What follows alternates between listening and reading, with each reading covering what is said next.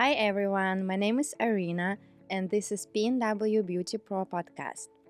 Our first guest is Seattle esthetician Sara Martinez. Hi Sara. Hi. This is fun. I hope so. So Sara, tell us more about who you are, what you do in Seattle as a beauty esthetician. Would you want to know how I originally got into beauty, or did you want to know just my first esthetician? Just quickly introduce yourself, Okay. and then I got some questions for you. Okay, cool. We'll go from there. Well, I originally grew up in about 2 hours north of Seattle, so in Mount Vernon. Everyone knows it's the Tulip Town. Okay. And then I graduated high school there, and then I moved down to I would say Sammamish, and then I went to beauty school, Evergreen Beauty. They had a Bellevue location, and then from then on I kind of worked around the greater Seattle area for the next 3 years after that. And now I'm in Linwood. I have my own business, so I've been doing that. So that's a short summary. Okay, and what is your main focus? What services do you do? It's kind of hard because I focus mainly on 3 services. Definitely full body sugaring is my top tier, quickest. It's what keeps me busy mainly. But I also do lash extensions and then lash lifts and brow laminations. Okay, and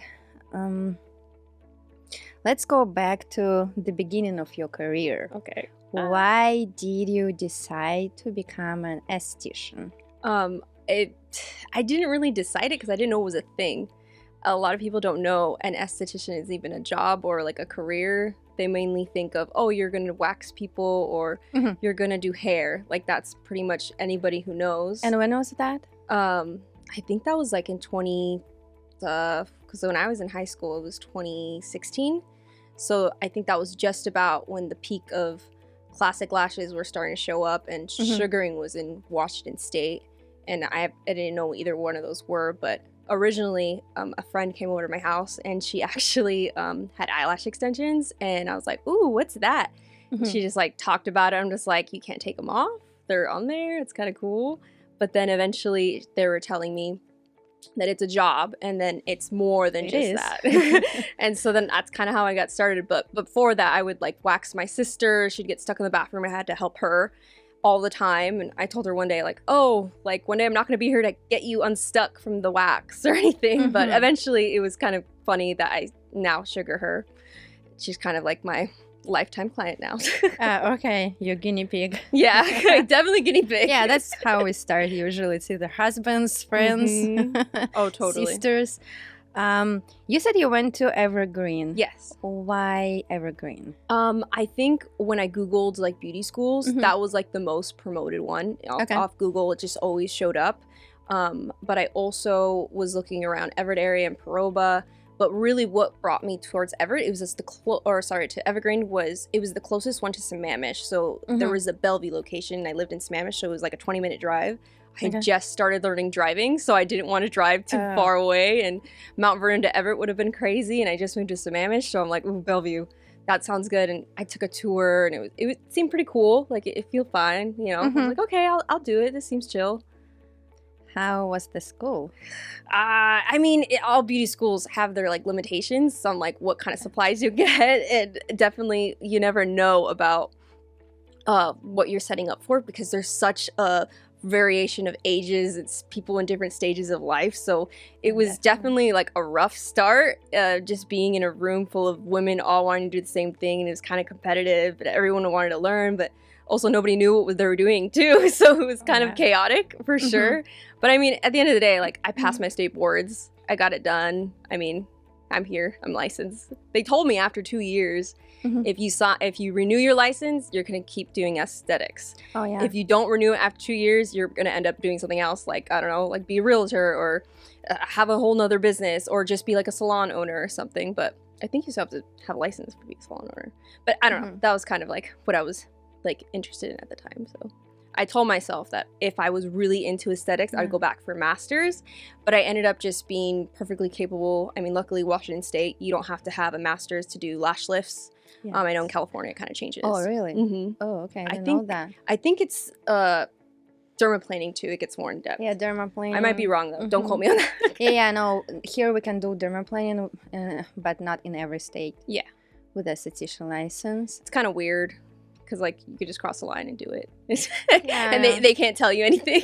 But you never know. It's always good to be knowledgeable of the licenses. And do you keep in touch with any of students? Maybe? I think we started out with a group of 22 girls. Okay. We graduated with 12. It was intense.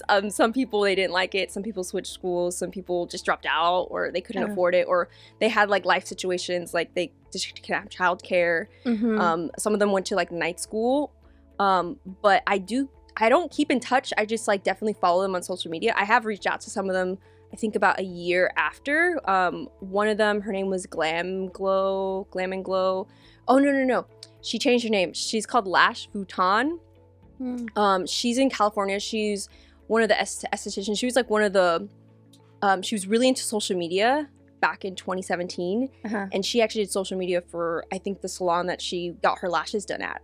So she learned about lashes through that salon, and she did their social media. And then she was just kind of gatekeeping her info, kind of protecting her energy. But when I talked to her, she was just like, no, this is what I do. I'm trying to do lashes. I want to get into skincare. So she actually worked for that salon as an esthetician. She had her own room, and then eventually she moved on to live in Vegas. And then she has her little salon called Lash Vuitton. She was actually on a podcast too. It was really interesting. So she's pretty successful. Oh yeah, she's doing her own thing. I think she did like lash courses online too, but that was like really early on before that online. I think that was like before the pandemic. She started doing that and selling like her own like brand of lash lift stuff. But it was cool. She actually did lash lifts while we were in school, and then nobody was doing them because they didn't have the products, or it wasn't that well known. It was pretty new. Yeah, it was pretty new. But who else did I keep in touch with? I try to keep in touch with some of them, but some of them just like dipped out. They're not doing aesthetics. It's kind of sad. I mean, we all did our hard labor in school, so you would hope that they're still doing it. But I think some of them just got the license just to learn. Because I didn't learn about makeup until I got to aesthetic school. Like I couldn't wear makeup. I couldn't wear jeans. Like I was kind of. I think I heard some statistic that just only 1 out of 5 will be in this career. Wow. Just 1 out of the 5. Not sure in the class correct. Or like after they graduate. I think in a class. Wow, that's crazy. It feels about right. I think. Honestly, I think that was the most difficult thing, was finding a job after, because there was. And we'll get there. Okay, hold on. Go next. Yeah. About school, what do you think? Beauty schools. I would phrase it weak sides, like what they're lacking. Oh, what's like in they their need to improve? In their education, in their curriculum. I think they're kind of limited because there's a lot of like things that some people don't want to do. Like I can't really explain it that in depth, but if you think about it, it's definitely like they didn't have lash tinting. I guess lash tinting's not FDA approved, so they didn't want to teach anybody that because they didn't want to get sued by somebody. But now we have consent forms, so it's like it shouldn't be a big deal. Have a client sign a consent form that they should be able to train people. And then I'm pretty sure their brand that they were supposed to provide and train us in was like out of business. Like they don't sell. And the same thing with spray tanning. They mentioned that they had the machine and everything. But they're like, yeah, we don't have what's the word? We don't have the product carrier anymore. They're out of business, so we're not going to teach you guys. I'm like, well, that was in the curriculum. That's like, so a girl went on Amazon and bought the spray tanning machine, and we just learned how to spray tan from the one girl doing it. It was interesting. It was actually really cool because now everyone knew how to spray tan. I mean, we weren't certified, but it was really cool. Definitely what they're lacking is just the variety, like what they're I think they're really gearing up people for waxing and facials.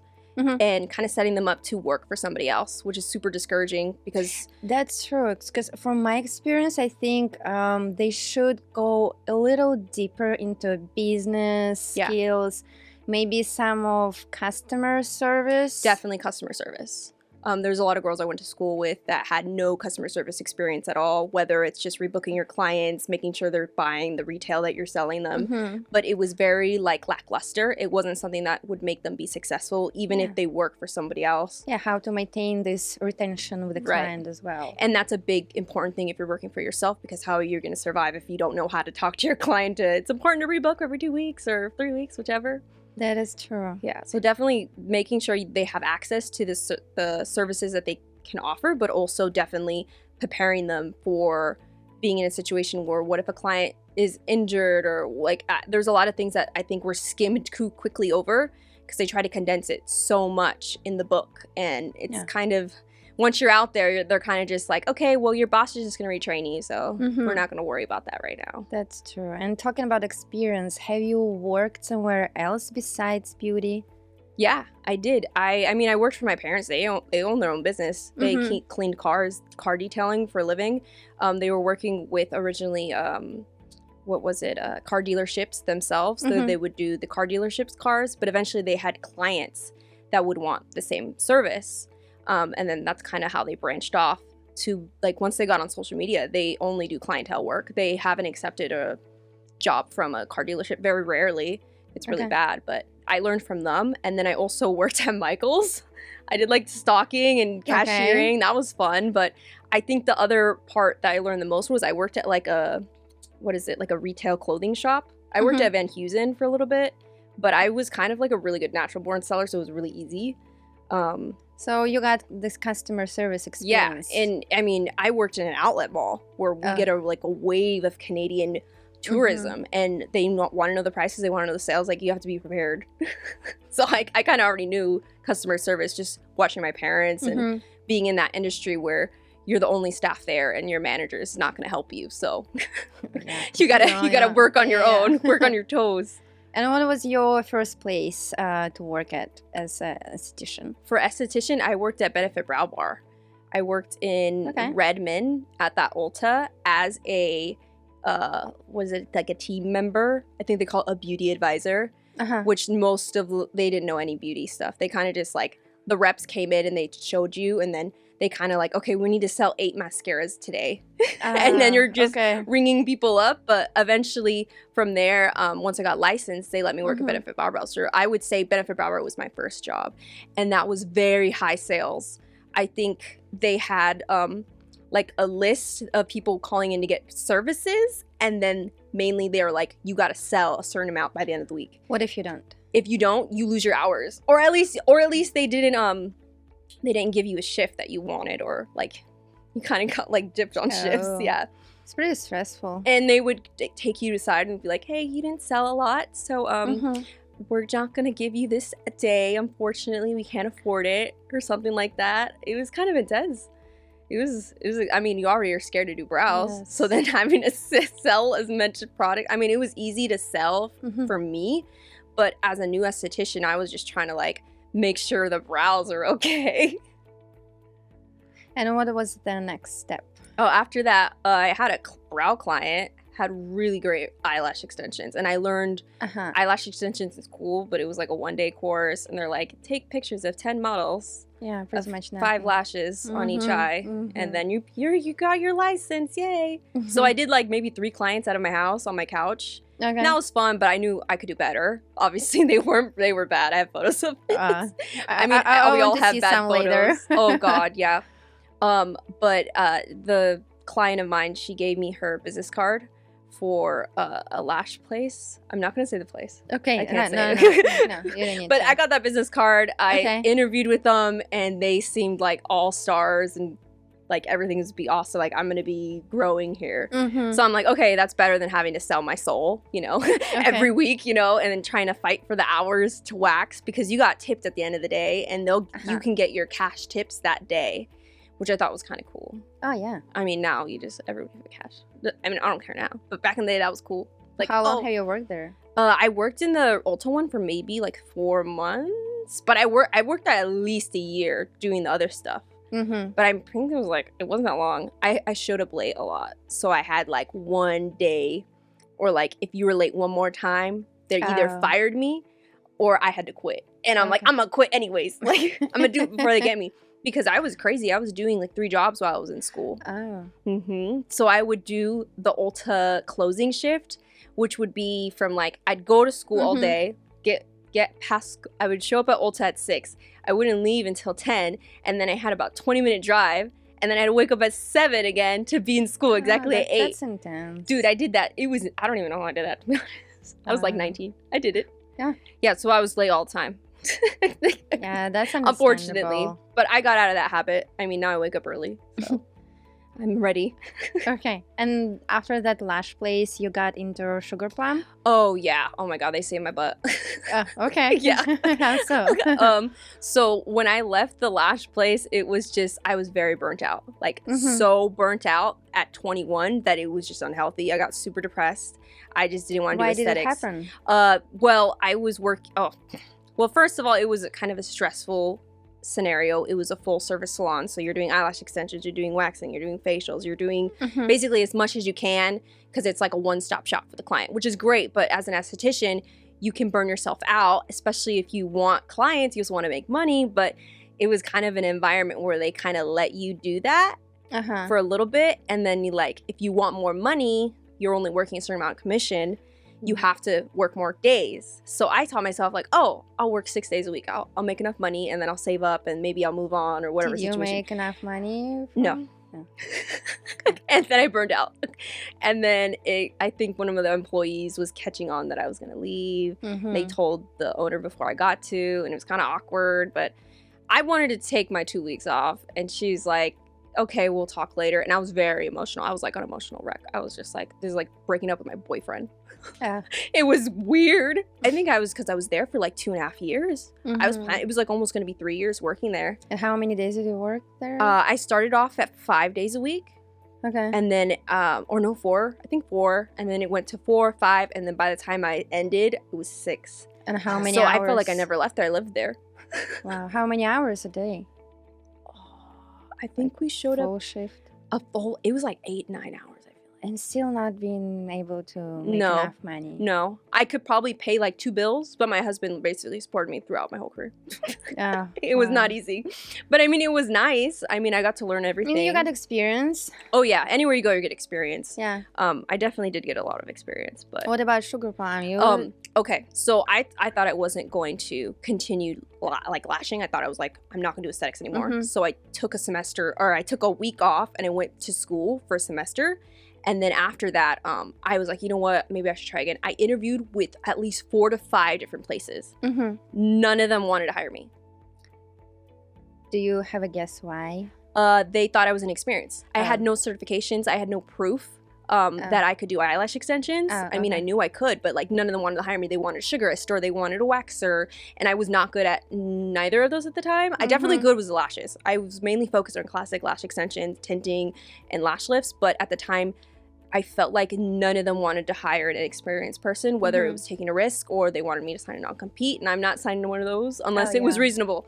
But Sugar Plum, the hiring manager, contacted me, and she mentioned that like I just kind of told her my story, and she was like, "You're gonna be fine here." I'm like, "Really?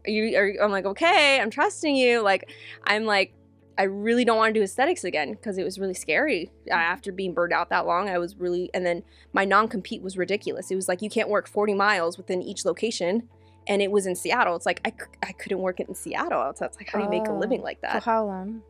I think it was a year after quitting. Wow. Yeah.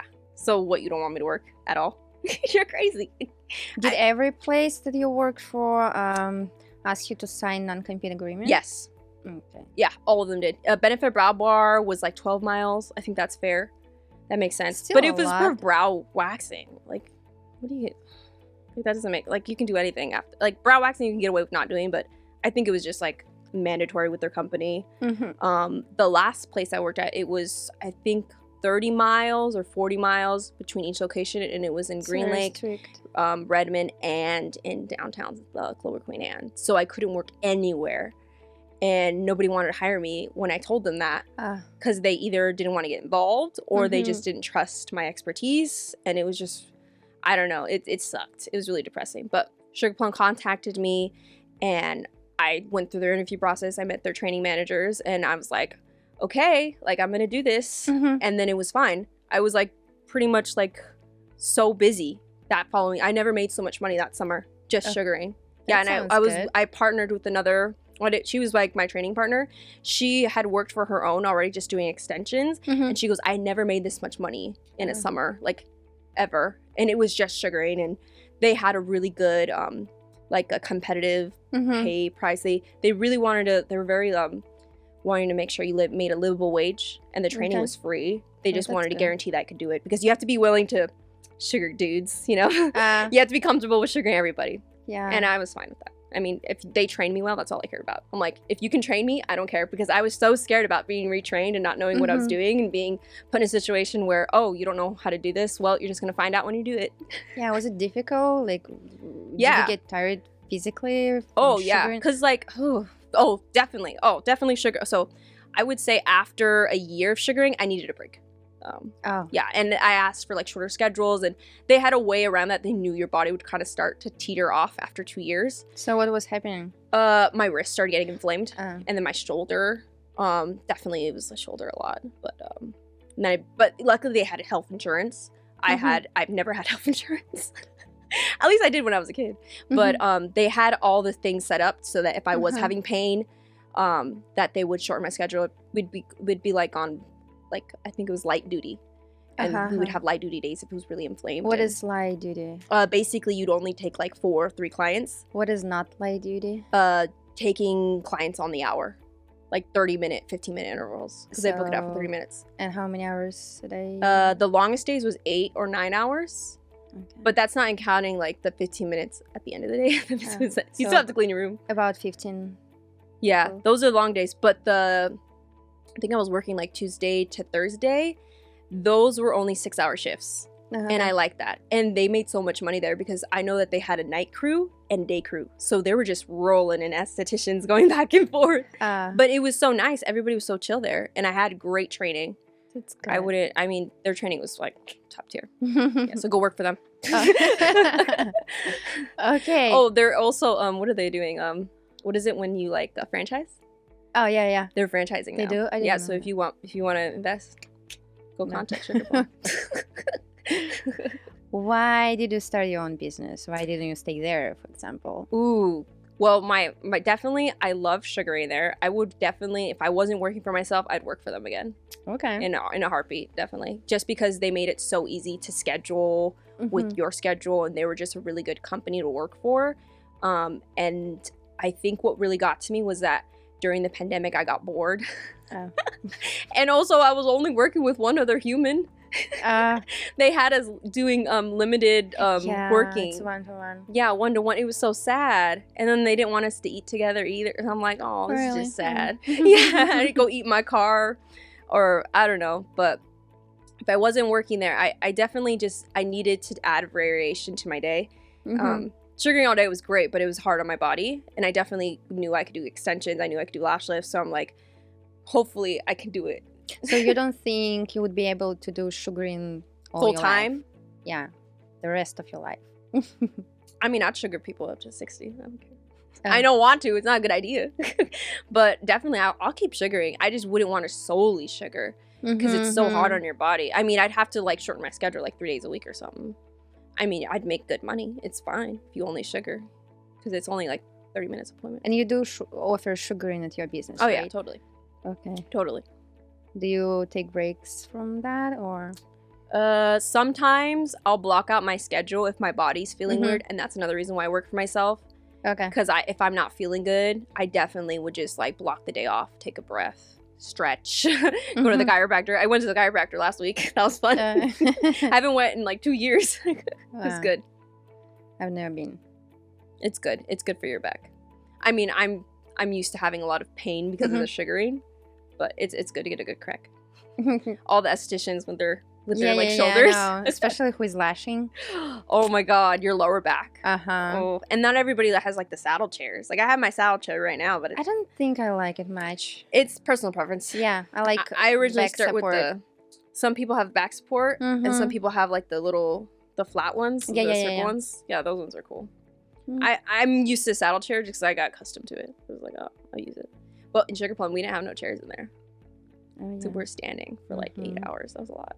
Mhm. I got On your actually a feet. supportive mat. I recommend to get one when you're standing a lot. It's like in the back in like the kitchen, there's like the standing mats where you wash dishes. Uh-huh. So I just bought one of those and put it on one side. Did it help? Yeah, oh, totally. Oh, I okay. need to get another one for the other side, but I want to test out the first one.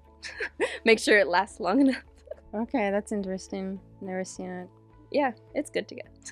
So was it difficult to start on your own? Oh, definitely. Was it Especially, scary? I mean, I had clients from Ballard who Uh-huh. had saw me in Ballard, so I had lash clients, but obviously it wasn't enough to have any overhead, enough to like. And you're I'm cutting you're even. in Linwood, right? Huh? You're in Linwood. Yeah, now. Linwood Okay. at the Ultimate Salon Studios. They just got bought out by Mosaic.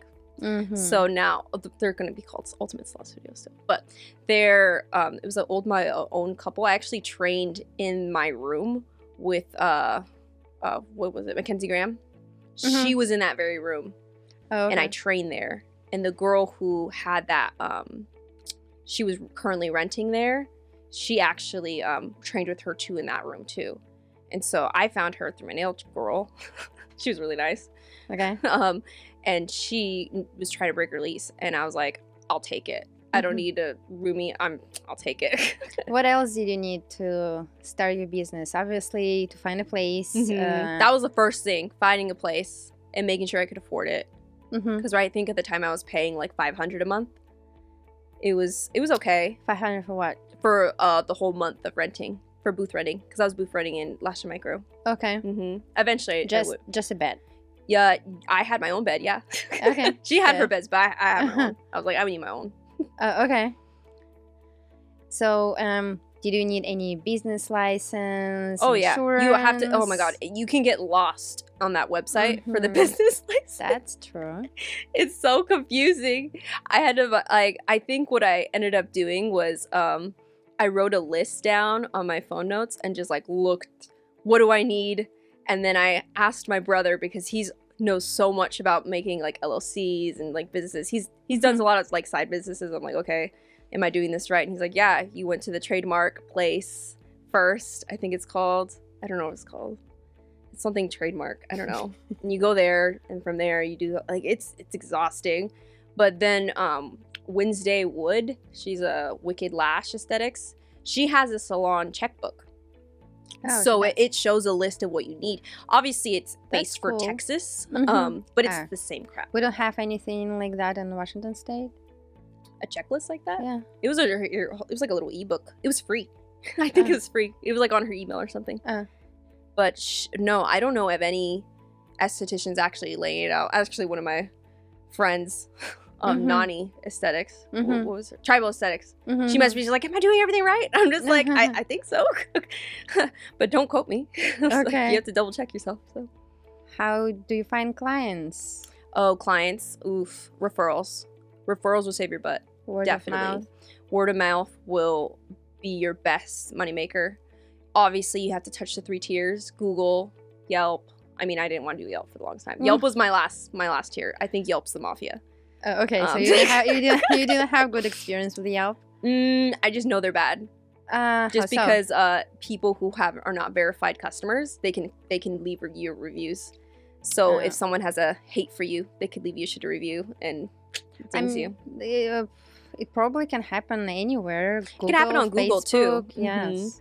I just don't like Yelp because of the way that they advertise businesses. It's just not. I don't think it's a good plot. It doesn't set you up for success. It makes you want to spend more money, but it doesn't make sense because if you're starting out, you don't have much money. Yes. I would rather invest in Google Google or Facebook. Google Ads. Yeah, I don't like Instagram ads anymore. Yeah, I mean, I was going to ask about Instagram. Why not?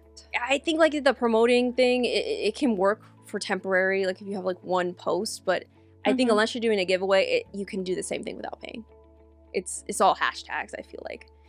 But it also depends what you're advertising. Because I know some people, if you have like a really good deal, you can get a lot of clients. So you think giveaway works? What, my way? Giveaway. Giveaway. I think Yeah. giveaway works, yeah. You get a lot of people referring you, a lot of local people. Unfortunately, I had a bunch of people from my sister's church Okay. They all commented. They commented all these people, and it sucks because like they don't really live in the area. They live like closer to Seattle, so it's like harder to get them in. But I mean, at least they know me. They follow me. It's follow for follow. You know, it's all right. Yeah. What about Groupon? Have you tried Groupon? Oh yeah, Groupon. I love a hate relationship with Groupon. Okay. Groupon is intense. It is not for the lighthearted artist. What do you mean? Just in general, setting yourself up on Groupon, it is basically like you are very much discounting your services, but also to a point where you aren't making any money. If not, you're making the bare minimum. Like you're barely covering your costs. Even if you're doing, I would not do lash extensions. Unless you're doing consuming. Very time.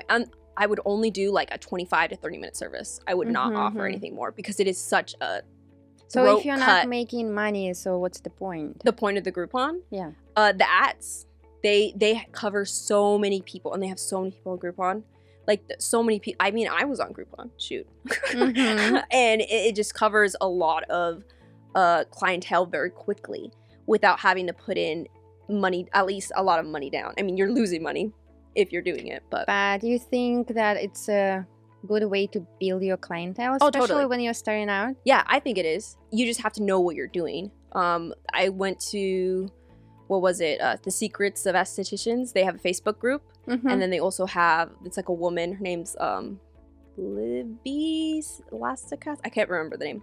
But if you look up Secrets of Estheticians, she has a, it's called 100K to something.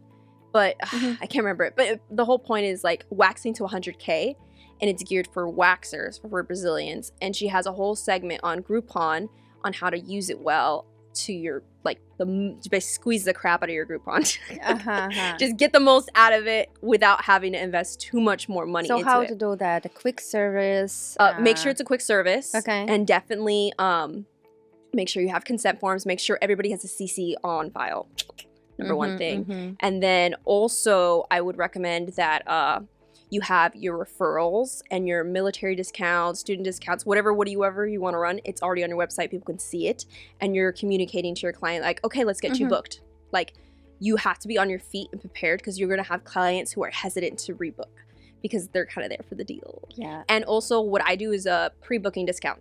So let's say I see you for a service. Okay, let's get you down on the books. Let's do like $5, $10, whatever you want. You can do just for pre-booking that day, making sure they're getting that in, booking it in. They get a discount. So it's an incentive. Okay. What about packages? Is it a good idea to Packages sell them? is great if you can afford it. Because some people don't want to invest. Like when they hear word package, they're like, oh, I'm going to spend a lot of money. On other people, they hear package and they're like, oh yeah, well, how much is the package? So I think I did like 3 packs and I did a buy one, get one thing. So like, hey, if you buy my 3-pack, you can get a free, like another free, I think I did a gift certificate. I'm like, you'll get a gift certificate for the same amount for the one service. So it was like, you buy one, you get, so technically it was a 4-pack. Okay. Yeah, it's pretty simple. So you would still recommend Groupon? Oh, I would. But I would definitely mentally prepare yourself to have a wild time because you're going to have amazing clients and then you're going to have these random people who are just, you're just like unsure if they liked it. You're unsure if they'll rebook. But it's just, you just get the whole shebang of clients.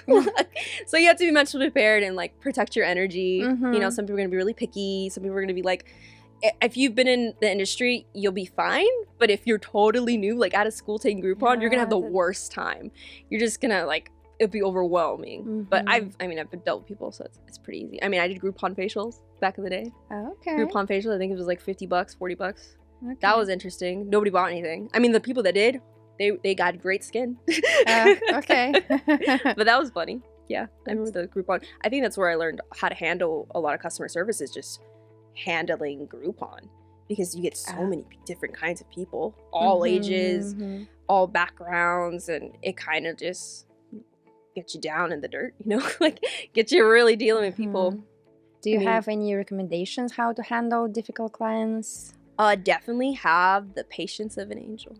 I mean, you have to have patience. Everything. Yeah, you have to have a lot of patience, especially when you're taking clients. Like I had a client yesterday call me and she couldn't book an appointment online. She could not figure it out. Like in our heads, like, it's easy, open the website, you click the button. But some clients, they're not going to be able to access that, and they want to book over the phone. So you have to be prepared and have the patience to answer the phone and give a good customer service and not sound rude or annoyed. Like, you have to be nice to everybody. I treat everybody as if they were my family member. So I feel like that's a good way to just treat everybody good. But also, I learned this really hard way, is that you have to protect your energy. Don't let people take advantage of you, especially just employees, anybody. Don't let anybody tell you you're doing something wrong, because if they're coming to you for a service, that means they're paying you for your expertise, and if they don't like what you do, that's on them. But you can't let people boss you around. I've had so many clients try to manipulate me to like take them for their full service if they like showed up late, or manipulate me that they need more time on their lashes or something, or just manipulate me on just random things, and it's scary. Because like it's like a fully grown adult woman bullying you, and you're just like, how do I deal with this? It is scary. Sugar Plum's like, control your room, and it's true. You should control your room. It's your room. It's your business. What if someone is really, truly unhappy with the service? I mean, it depends on your policies. Some people don't do refunds. Policy? My policy, I think it's case by case for sure. I try not to do refunds on lash services because I've already invested with the materials and stuff. I just like, okay, well, we'll try to make it work. I try to give myself 48 hours after to make it up, whether they want another free service or I don't know, their sugaring wasn't that great, so they're going to come in next week. Or, I don't know, their lash lift didn't lift, or something. I mean, I hardly doubt that. My lash lifts are good. mean, but still, lash lifts they're difficult. Finicky. Yeah, they can be finicky. So what if they didn't lift? Definitely, depending. If they didn't lift, just do it again. That day is fine. But then again, I mean, you have to be experienced to do that. Yeah, that's true. So I would just wait until the next month. But I remember I would never have a client that is unhappy pay. That's kind of my plot, unless I know I did a good job. That's why extensions, I don't get refunds, because like, I know them lashes are on there. You're pretty confident. Yeah. What is your most favorite service and what is the least favorite service? I think it changes every year, or like my mood seasonally. Okay. Like right now, lash lifts for sure. Lash lifts, brow laminations. I haven't done a lot of brow laminations. That's a favorite. Yeah, okay. Right now, lash lifts. But technically, my all three are everything. So sugaring, lash lifts, and extensions. The extensions are the last ones because it makes my brain work. Like, it's so challenging because you have to learn the humidity, the glue, the curls, and all that. So definitely, I love sugaring, but lash lifts, ooh, they're so fun. I just have fun. I could talk about them all day. Okay, yeah, I know. We'll be here all day. I know. What's your least favorite service? Ooh, what do I not like to do? I don't like waxing. That's why I don't wax. If I don't... But you like sugaring. You don't like waxing. I love sugaring. If I got carpal tunnel, I'd go learn how to wax. but I love sugaring. There's like no way you can hurt someone unless you really don't know what you're doing. Because I've been sugared by somebody that they didn't know what they were doing, and that was not fun. Oh, okay. What about chemical peels? Oh God, don't talk about chemical peels. Okay, you found my weakness. Yeah, I know you hate them. I can't do chemical peels because when I was originally working for it would be my second job. They kind of just set me up with like a level 1 peel, and I had level 2 peels. Superficial. Yeah, the superficial ones. I think it was like a lactic alpha hydroxy, maybe a glycolic. So it was like a really more natural based brand. I mean, I like the brand, but I am terrified to do them because I had Groupon clients come in and they want the peel. I don't really know if they were using stuff before. Okay, have you ever messed up? Oh, totally messed up. I mean, I don't know because like I don't remember what I did, but if you go read the reviews, they're bad. Yeah, definitely. I've had terrible reviews about like peels. It's scary. I mean, if you're not trained, what are you doing them? I mean, yeah, you think it's pretty simple that you lay it on the skin, but yeah, I definitely don't like peels. If I were to go back into skin though, I would definitely retrain. I want to, just like extensions, I'd want to retrain with a company or someone I would trust, someone that can say, you can do this peel, you're not going to burn anybody, because I've burned people. It's just so scary. And talking about trainings, certifications, what would you recommend from your experience? where to go to get trained? Oh, that's hard. I mean, I would say definitely sugaring. Go get trained at Sugar Plum. Okay. But they usually require you work for them for at least a Yes. solid year. And some people don't want a year. So Tamara's, that's what I trained with a woman. She's called Sassafras Salon in Seattle. She was amazing. I retrained with her while I was working at Sugar Plum, and she caught on that I was already starting to do things wrong, incorrectly, or just going into some weird stuff. And she's like, yeah, you're gonna hurt your body doing this. So she corrected me with a lot of the things that I wasn't paying attention to. Okay, what about lash lifts? Lash lifts, I don't know who does good training with lash lifts. It might be online. Oh yeah. Doesn't have to be offline, I guess. Yuli, Yeah. the lash mother. Okay. She's awesome. She's what is it? The beauty shop. She's from Canada. Yeah. She's Toronto. Yeah, That's she's like a the best star. one out there. I don't think I could find another one that's just as good. I know that Wednesday Wood has her lash lift. She just came out with the lash lift course. But once you do a Yuli course, like, holy crap, you don't need to look back. Yeah. It's very in depth. It was like learning lash extensions, but with lash lifts. It was intense. Eye shapes, eye textures, yes. chemicals, and then you can work with any brand after that. Basically. I mean, I still kind of want to take Ellie Bonner just to see what's up with that. But I don't know. We'll see. What It's about expensive. It is. What about extensions? Ooh, It has to be extensions. in person. Yeah, definitely. We're in Seattle. If I feel there's- like I don't know. You should be learning lashes in person, but if you really can't afford in person, they're expensive. oh my god. Very expensive. I don't. I think the cheapest one I see was like $500, and it was advertised in like downtown Seattle, and like it was just like a random company, a random girl, just like, I'm gonna come train people, and it was intense, but they're expensive. I think the first one I paid for was $1,700 with Mackenzie. I think it was $1,700 or something like that. I don't remember. It was worth it. I got cool tools. I got new brands introduced to my brain. Like, it was good. I mean, it was my first volume course. I've never taken volume. I only knew classics 1-to-1, and I had only done classics for 4 years straight, and took a break for 2 years because I was sugaring. So when I took her volume class, I was hella rusty, but I still knew placement. Like, I still knew how to isolate. So I feel like it was still good. I just needed you got to hammer down on your practice when you're learning extensions. Who else did I train with? Ooh, Cassie from Lash Loft. She does mega volume. I think I really did like that. That was a really good training. It was really thorough. She has about 7 years of experience just working with all the brands. She's taken all the classes. Okay. And she's hosting a Gal Revolution Lash next month. I wish I could take it, but I'm broke. I mean, you got to save up. You already know everything. I know, but I just would love to learn. It's good. I just get really excited about learning what people know, because it's not just like, I don't like learning from like big brands. They kind of teach the basics super quickly, but definitely if you can find someone that's already taken those courses, it's just as enriching, you know? It's just as like, you got to follow and make sure you sit with the vibe too. Talking about brands, what brands would you recommend for Extensions, lifts? What are we talking about? extensions, lifts? Maybe sugaring. Sugaring right now, I know you can, I think I like Tamara's the most. Alexandria's supposed to be super fancy.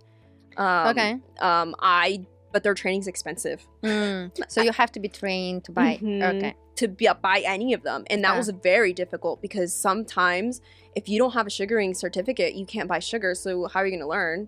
I remember I bought sugar from a lady from Sugared Beauty Lounge. I bought it right before the shutdown.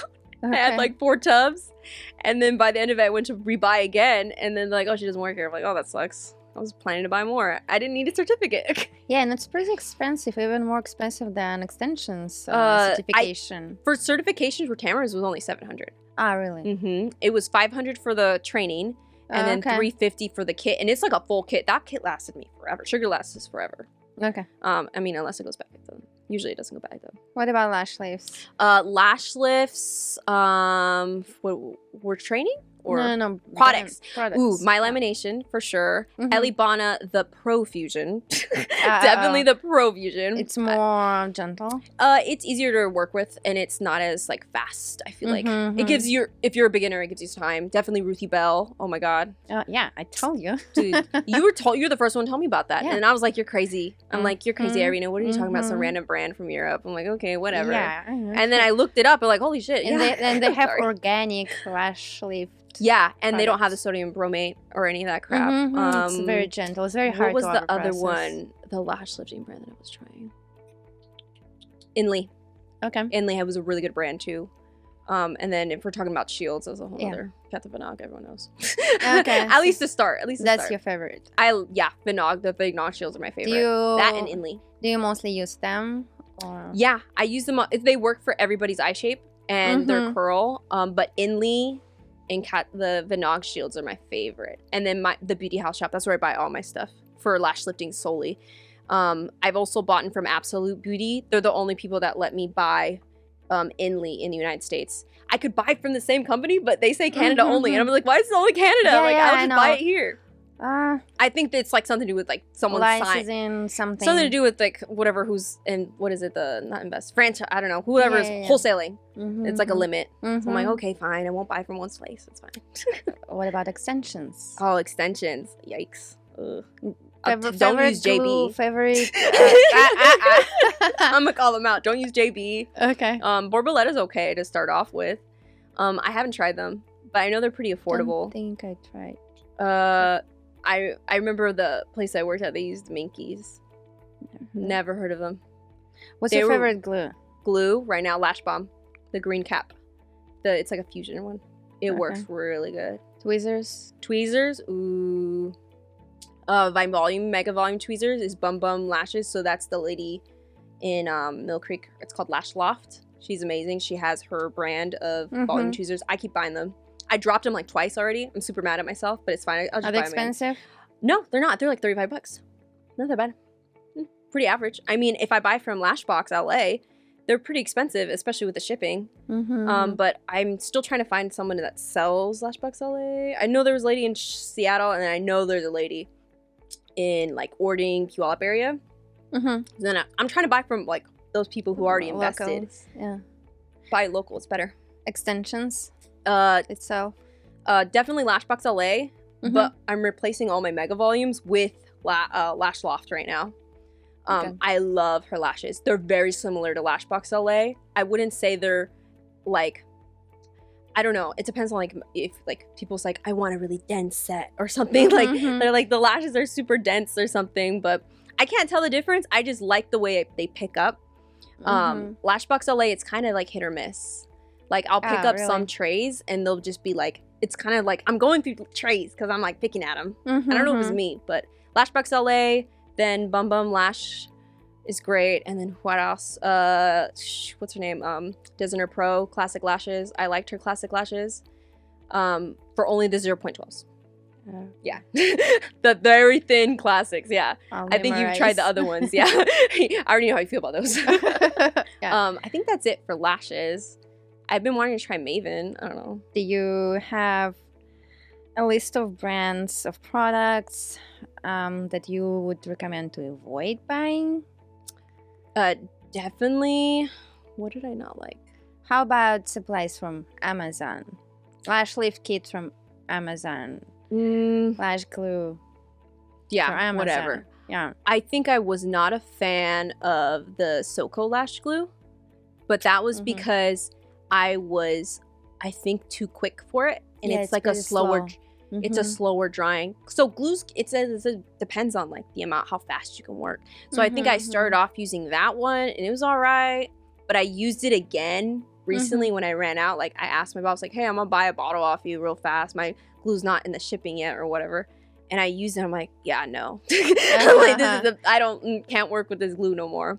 And then I also did Designer Pro. That glue worked for me for a while, but eventually it was just too slow. Oh, okay. The humidity in Washington sucks ass. I mean, yeah, it changes like all the time. Yeah, my humidifier is always on or always off. It's like it's just tip top. For tweezers, I didn't really like what was the brand called? It was pink. It was another lady off Instagram. I don't remember. If you ask me, I can pop it on my Instagram. Okay. But those ones I didn't like. They were fine. They were good isolators. Ooh, I know another good brand. I don't have a lot that I hate. I have like, if you go to my room, I have like a little crayon. It's like a plastic bin, like you would put your crayons in there, and it's sparkly. That's why I got it. And I have all the ones that I don't use. It's like, these are the ones I don't use, and these are the good ones. Okay. But I pop it open. There's like 80 of them in there. Oh my I have God. way too many. You're crazy. Well, I got them from training. And I separated from the ones that I really liked out of both trainings, or 3 trainings that I've gotten. And I keep rebuying from Tweezers, Designer Pro. There was another woman. What was her name? She's not Wicked. I can't remember the name. But she makes her own tweezers. They're really cool. You can pick like the sweet spot on it. I don't remember her name for some reason. I'm blanking. But that was another good brand I keep buying from my classic tweezers. It's black and gold. I've sent you it a million times, I swear. Yeah, okay. So I think we're wrapping up. All right. And I have a last question. I mean, I still have a lot, but I know. I mean, we can talk hours. Oh yeah. You can always message me too. Yeah. I mean, we'll keep it for the next time. So whenever you need me back here. Yeah. Have you found this balance between work and personal life, family? That's so hard. A lot of people struggle with that. Yes. I know that I need a solid 2 days. And I learned that from Sugar Plum, just because you need a solid 2 days to recover. But I can't turn off my brain. My brain's always thinking about work. Always thinking about trainings. So you work 5 days a week? I would say I work like 7 days. Because I'm always available. But I only work, 5 dadays? Yeah. Do you ever go and see your clients when you're day off? No. Oh my God, I did that once. And I will never do it again. Oh, okay. So then what do you do when you have days off? Oh my God. I mean, you don't have to give me the details. Well, it's kind of difficult because right now I'm pregnant. So I usually just need to eat and rest and not too much physical activity. But I definitely, when I'm not doing aesthetics, I try to just not think about, I try not to open my phone. I try to like cook, or I don't know, I'll listen to music. I watch a lot of movies. Okay. I love me some TV shows, movies, and I'll put it on the background. I'll watch it because it's just hard to like decompress. Like, I feel like we're always stimulated all the time with clients texting you. Yeah. You need to post today. Do you pick up your phone outside of work hours? Do you answer texts? If I can tell it's an emergency, but if it's not an if a random number is calling me, because I have my phone connected with my business number. It's a big no-no. You shouldn't do that, but I did it. I mean, it's fine. The same thing. Yeah, and I was like, it's fine. It's not a big deal. People mainly email me or they'll DM me, which is great. And I say on my voicemail, text me. Like, don't leave me voicemail or text me because I'm not picking up the phone. Not because I don't want to talk. It was mainly just like so I can find a balance, definitely. But if I'm not, I try not to pick up. Like when I'm with my husband, I try to not be on my phone. But sometimes he'll pick up his phone first. I'm like, what are you doing? No phone time. But it's hard because you're like, I need a response. Yeah. This client needs to move down or whatever situation. So it is difficult, and I'm still learning how to do that. So like you work and also you own your business. So that's... And while I'm in the shower, I'm listening to podcasts. So. Oh my God. So I'm just thinking about lashes like educational podcasts. Yeah. So you pretty much never rest from work. No. It's fun for me. It's literally enjoyable. Like it stimulates my brain. It calms me down. But when I know, like mentally, I'm like overstimulated, especially now I'm like really hormonal or whatever they say, I have to just not think about it. So I have different podcasts that are not beauty related. Okay. I have the crime podcasts. Oh. I have some weird ones that they just talk about conspiracy theories. Okay. Aliens and stuff. I'm like, you should send me some. Oh my gosh. I have too long of a list. I don't know if you can handle it. Just tell me what you're into and I'll send you one. Okay. Thank you so much, Sara. And I would love to see you again in the future. Oh, yeah. Whenever. Okay. Thank you.